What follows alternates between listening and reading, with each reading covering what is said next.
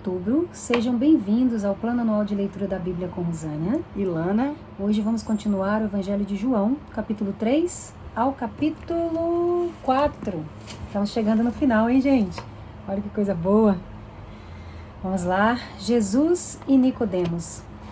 Havia um fariseu chamado Nicodemos, que era líder dos judeus. Uma noite ele foi visitar Jesus e disse: Rabi, nós sabemos que o Senhor é um mestre que Deus enviou, pois ninguém pode fazer esses milagres se Deus não estiver com ele. Jesus respondeu: Eu afirmo ao Senhor que isso é verdade. Ninguém pode ver o reino de Deus se não nascer de novo. Nicodemos perguntou: Como é que um homem velho pode nascer de novo? Será que ele pode voltar para a barriga da sua mãe e nascer outra vez? Jesus disse: Eu afirmo ao Senhor que isso é verdade. Ninguém pode entrar no reino de Deus se não nascer da água e do Espírito. Quem nasce de pais humanos é um ser de natureza humana.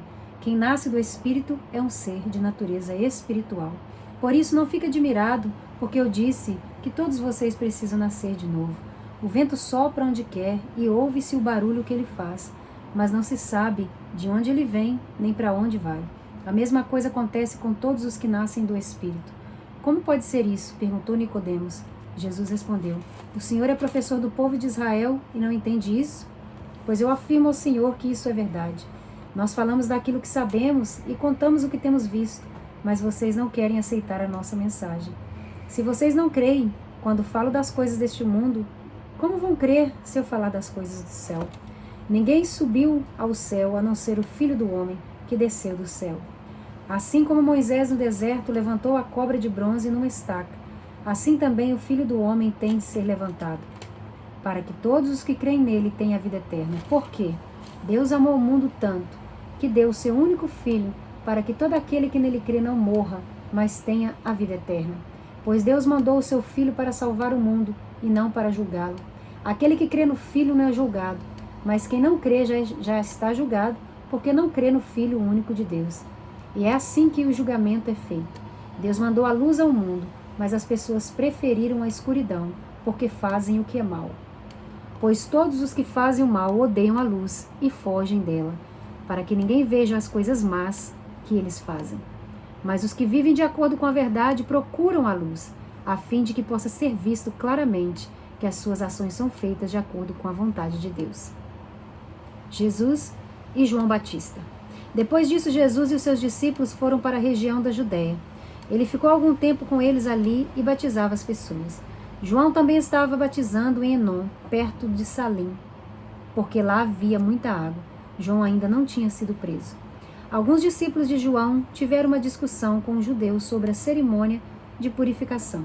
Eles foram dizer a João: Mestre, aquele homem que estava com o Senhor no outro lado do rio Jordão está batizando as pessoas. O Senhor falou sobre ele, lembra? E todos estão indo atrás dele. João respondeu: Ninguém pode ter alguma coisa se ela não for dada por Deus. Vocês são testemunhas de que eu disse: Eu não sou o Messias, mas fui enviado adiante dele. No casamento, o noivo é aquele a quem a noiva pertence. O amigo do noivo está ali e o escuta e se alegra quando ouve a voz dele. Assim também, o que está acontecendo com Jesus me faz ficar completamente alegre. Ele tem de ficar cada vez mais importante e eu menos importante. Aquele que vem do céu. Aquele que vem de cima é o mais importante de todos. E quem vem da terra é da terra e fala das coisas terrenas. Quem vem do céu é o mais importante de todos. Ele fala daquilo que viu e ouviu, mas ninguém aceita a sua mensagem. Quem aceita a sua mensagem dá prova de que o que Deus diz é verdade. Aquele que Deus enviou diz as palavras de Deus, porque Deus dá do seu Espírito sem medida. O Pai ama o Filho e pôs tudo nas mãos dele. Por isso, quem crê no Filho tem a vida eterna. Porém, quem desobedece ao Filho nunca terá a vida eterna, mas sofrerá para sempre o castigo de Deus. Capítulo 4. Jesus e a mulher samaritana. Os fariseus ouviram dizer que Jesus estava ganhando mais discípulos e batizava mais pessoas no Jordão. De fato, não era Jesus quem batizava, e sim os seus discípulos. Quando Jesus ficou sabendo disso, saiu da Judéia e voltou para a Galileia. No caminho, ele tinha de passar pela região de Samaria. Ele chegou a uma cidade da Samaria chamada Sicar, que ficava perto das terras de que Jacó tinha dado ao seu filho José. Ali ficava o poço de Jacó. Era mais ou menos meio-dia quando Jesus, cansado da viagem, sentou-se perto do poço. Uma mulher samaritana veio tirar água e Jesus lhe disse: por favor, me dê um pouco de água. Os discípulos de Jesus tinham ido até a cidade comprar comida. A mulher respondeu: o Senhor é judeu e eu sou samaritana. Então como é que o Senhor me pede água? Ela disse isso porque os judeus não se dão com os samaritanos. Então Jesus disse: se você soubesse o que Deus pode dar e quem é que está lhe pedindo água, você pediria e ele lhe daria a água da vida. Ela respondeu: o Senhor não tem balde para tirar água e o poço é fundo. Como é que vai conseguir essa água da vida? Nosso antepassado Jacó nos deu este poço. Ele e os seus filhos e os seus animais beberam água daqui. Será que o Senhor é mais importante do que Jacó? Então Jesus disse: quem beber desta água terá sede de novo, mas a pessoa que beber da água que eu lhe der nunca mais terá sede.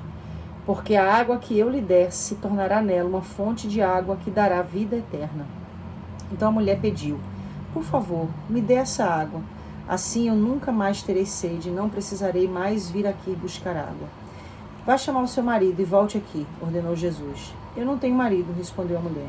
Então Jesus disse: você está certa ao dizer que não tem marido, pois já teve 5, e este que você tem agora não é de fato seu marido. Sim, você falou a verdade. A mulher respondeu: agora eu sei que o Senhor é um profeta. Os nossos antepassados adoravam a Deus neste monte, mas vocês, judeus, dizem que Jerusalém é o lugar onde devemos adorá-lo. Jesus disse: mulher, creia no que eu digo. Chegará o tempo em que ninguém vai adorar a Deus, nem neste monte, nem em Jerusalém. Vocês, samaritanos, não sabem o que adoram, mas nós sabemos o que adoramos, porque a salvação vem dos judeus. Mas virá o tempo, e de fato já chegou, em que os verdadeiros adoradores vão adorar o Pai em espírito e em verdade, pois são esses que o Pai quer que o adorem. Deus é espírito, e por isso os que o adoram devem adorá-lo em espírito e em verdade. A mulher respondeu: eu sei que o Messias, chamado Cristo, tem de vir, e quando ele vier, vai explicar tudo para nós. Então Jesus afirmou: pois eu, que estou falando com você, sou o Messias. Naquele momento chegaram seus discípulos e ficaram admirados, pois ele estava conversando com uma mulher. Mas nenhum deles perguntou à mulher o que ela queria, e também não perguntaram a Jesus por que motivo ele estava falando com ela. Em seguida, a mulher deixou ali o seu pote, voltou até a cidade e disse a todas as pessoas: venham ver o homem que disse tudo o que tenho feito. Será que ele é o Messias? Muitas pessoas saíram da cidade e foram para o lugar onde Jesus estava. Enquanto isso, os discípulos pediam a Jesus: mestre, coma alguma coisa. Jesus respondeu: eu tenho para comer uma comida que vocês não conhecem. Então os discípulos começaram a perguntar uns aos outros: será que alguém já trouxe comida para ele? A minha comida, disse Jesus, é fazer a vontade daquele que me enviou e terminar o trabalho que ele me deu para fazer. Vocês costumam dizer: daqui a 4 meses teremos a colheita, mas olhem e vejam bem os campos. O que foi plantado já está maduro e pronto para a colheita. Quem colhe recebe o seu salário, e o resultado do seu trabalho é a vida eterna para as pessoas. E assim, tanto o que semeia como o que colhe se alegrarão juntos. Porque é verdade o que dizem: um semeia, o outro colhe. Eu mandei vocês colherem onde não trabalharam. Outros trabalharam ali e vocês aproveitaram o trabalho deles. Muitos samaritanos daquela cidade creram em Jesus porque a mulher tinha dito: ele me disse tudo o que eu tenho feito. Quando os samaritanos chegaram ao lugar onde Jesus estava, pediram a ele que ficasse com eles, e Jesus ficou ali os 2 dias. E muitos outros creram por causa da mensagem dele. Eles diziam à mulher: agora não é mais por causa do que você disse que nós cremos, mas porque nós mesmos o ouvimos falar e sabemos que ele é de fato o Salvador do mundo. Jesus cura o filho de um funcionário público.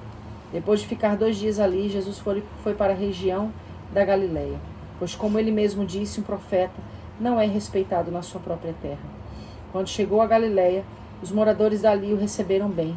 É que eles tinham ido à festa da Páscoa em Jerusalém e tinham visto tudo o que Jesus havia feito lá. Jesus voltou a Caná da Galileia, onde havia transformado água em vinho. Estava ali um alto funcionário público que morava em Cafarnaum. Ele tinha em casa um filho doente.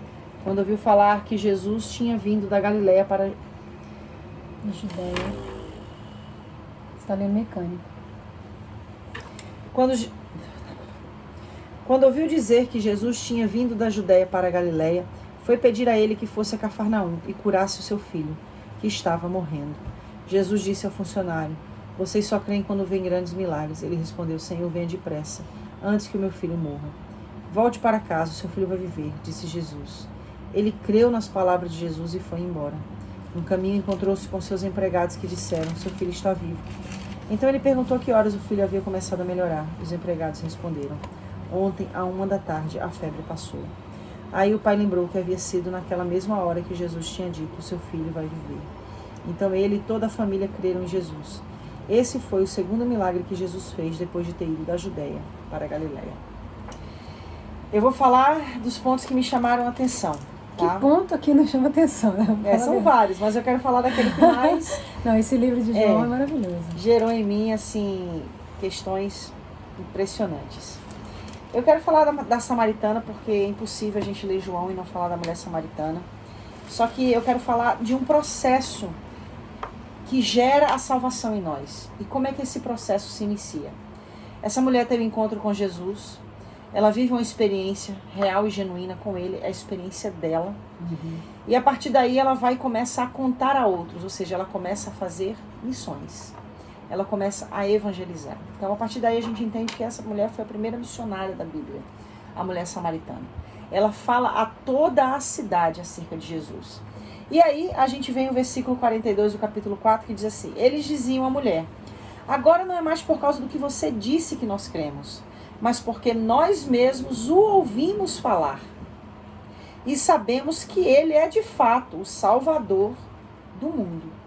Ou seja, primeiro eles ouviram falar de Jesus através de uma missionária, uma ação missionária, uma mulher que evangelizou, baseado numa experiência pessoal, distinta, individual, única que ela teve com o Senhor. E aí então eles se interessam pelo Cristo, por este profeta que ela havia falado a respeito. E aí eles têm a experiência pessoal deles. E agora eles dizem, não é mais por causa do que você diz, mas é por causa do que nós mesmos vimos. Então aí a gente tem uma compreensão específica de como que a salvação ela é gerada em alguém. Ela é gerada através do meu testemunho pessoal, da minha experiência, que evangeliza um outro alguém que nunca ouviu falar de Jesus. Essa pessoa, por causa da minha experiência, ela é impactada, ela desperta o interesse de conhecer o Jesus que fez na minha vida, o que eu digo que ele fez. E aí, quando ela conhece esse Jesus, ela crê. Agora, não mais por causa do meu testemunho, mas por causa da experiência pessoal dela. Isso é muito bonito, porque isso demonstra a importância de nós buscarmos as nossas próprias experiências. Um ser humano sem experiência própria com Jesus, ele é incompleto. Não tem como ser... Ele é superficial.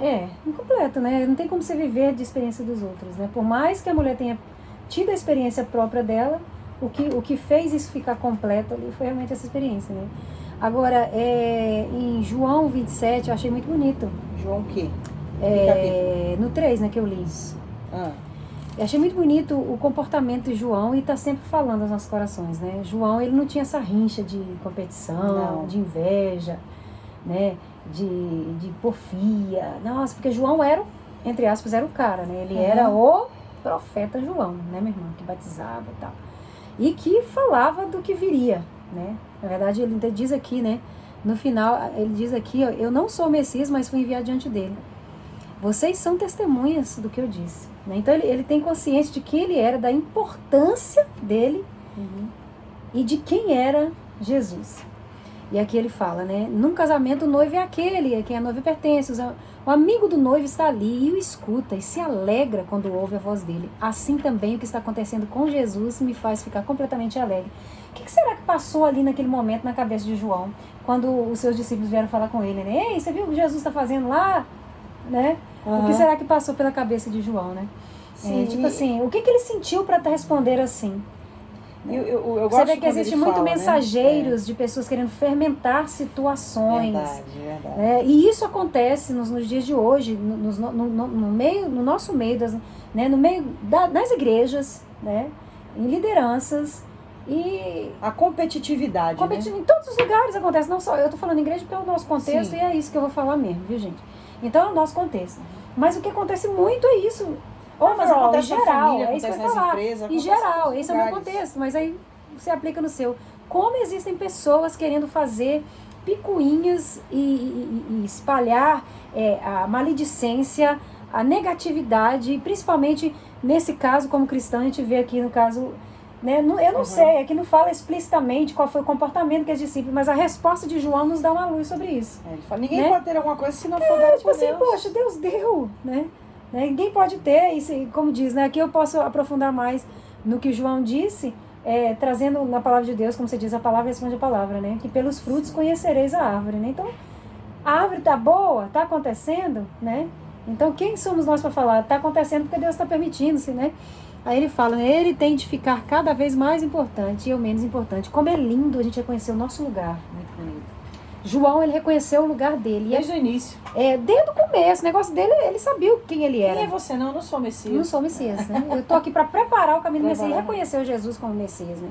Aí pergunta, quem você é? Eu sou aquele que veio para Preparar, sei eu não quem sou eu sou. digno nem de desamarrar Gente, os seus isso é muito sapatos. fantástico. É um reconhecimento, isso é nobreza a grau, Máximo. sei lá como é que se diz, né?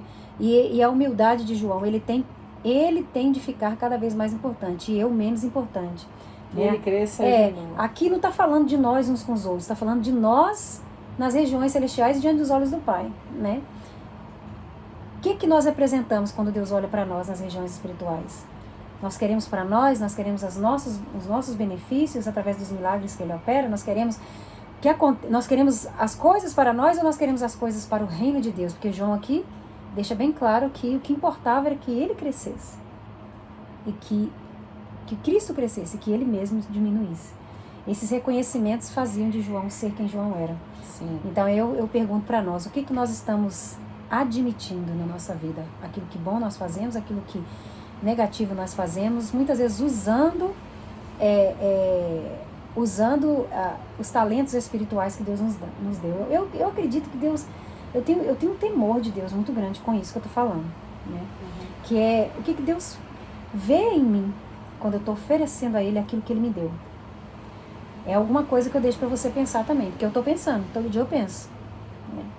Então, o que você tem feito com os talentos que Deus tem te dado, os talentos espirituais? Você tem usado ele para a sua própria glória, para o seu próprio encantamento, né? Para o seu próprio benefício, ou importa que ele cresça na sua vida? Eu vou terminar. Podia terminar agora, que foi maravilhoso o que você falou, mas eu queria falar de uma coisa aqui que eu achei muito fantástico.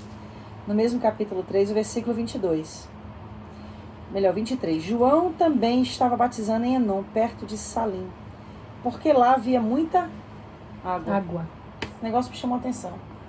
Havia muita água, então ele foi lá para batizar. A gente sabe que a água, assim, a simbologia, a representatividade da água é a palavra. Uhum. E a gente sabe que batismo significa arrependimento. Ele foi lá para batizar porque lá havia muita água.